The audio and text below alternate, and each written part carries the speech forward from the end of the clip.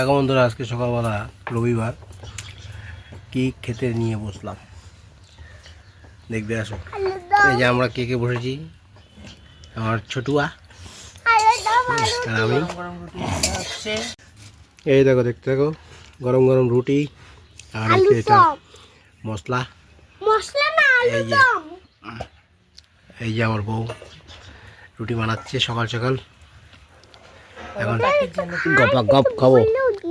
কাঠের জলে রান্না করছে, সব থেকে উপকারী জিনিস। তোমরা কি খাও কাঠের রান্না?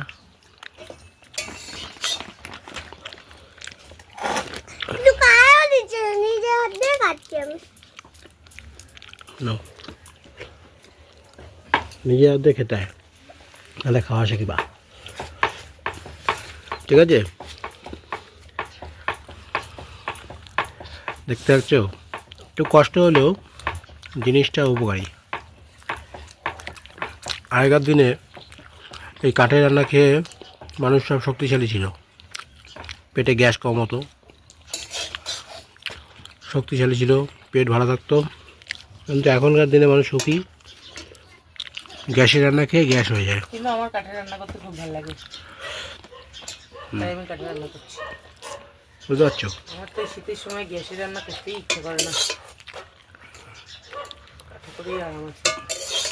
গায়ে একটু গরম গরম তাপ লাগে। আর আমরা খেয়ে নিই, তারপরে আবার পরে সারাদিনের পর্ব দেখাবো। হ্যাঁ, আচ্ছা,